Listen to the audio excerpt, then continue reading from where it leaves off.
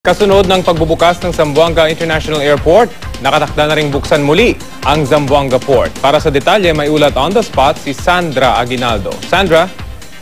Yes, Rafi, bumisita nga kami kanina dito sa Zamboanga City Port at ang nakita natin walang aktibidad pa rin at nakadak yung mga barko at syempre halos walang tao kundi lang yung ilang mga crew na kailangan nilang bantayan yung kanilang barko at yung kanilang opisina.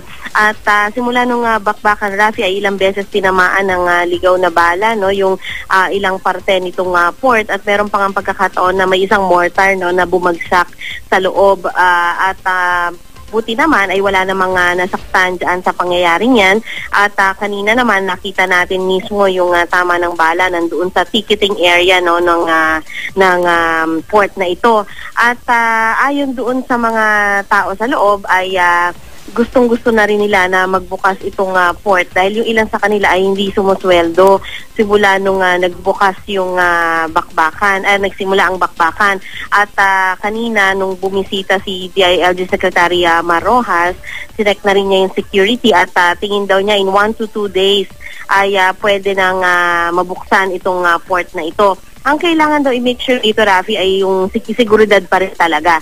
Halimbawa ay kung wala na talagang putukan at hindi na ba talaga pumapasok yung ligaw na bala.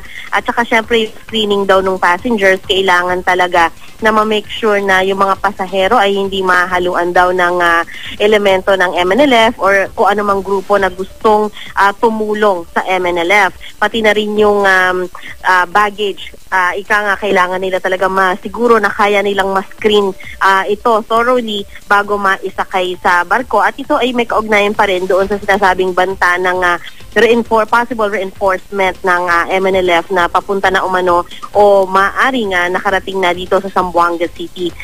Bukod dyan, ay dumating na rin kanina yung relief goods, no, mula sa Maynila. Galing daw ito sa DSWD at World Food Program kasi nga, Rafi, ay napakarami ng evacuees dito sa Zamboanga City. Ang sinasabi sa atin ay ang dumating kanina 50,000 food packs mula yan sa World Food Program at ito daw ay sapat na tumagal ng 3 araw para sa isang pamilya na may 6 na miyembro. So yan muna ang pinakahuling ulat mula dito sa Zamboanga City, Rafi.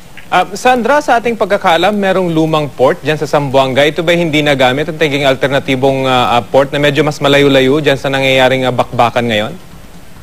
Rafi, lahat ay itinigil, no, dahil na rin doon sa napaka-crucial nung dagat, no, para doon sa mga MNLF na papasok o kaya palabas naman dito sa Zamboanga City. Kaya dahil doon talagang hindi ginagamit, no, anumang port dito at pinagbabawalan yung paglalayag.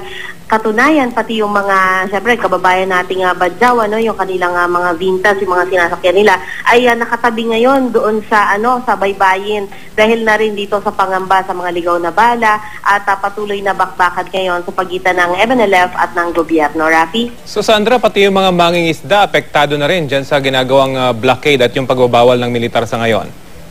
Oo, Rafi, bagamat simula kahapon may nakikita na tayo na bumabalik sa dagat pero hindi sila lumalayo. Kadalasan, kung maalala mo, Rafi, madalas ka dito dati yung yung sa harapan ng Camp Batalya.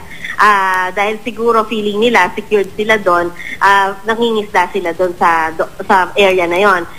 Yung isa pang area na pinapangisdaan nila, yung harapan ng evacuation center.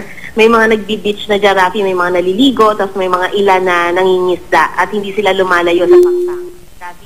Okay, maraming salamat, Sandra Aguinaldo.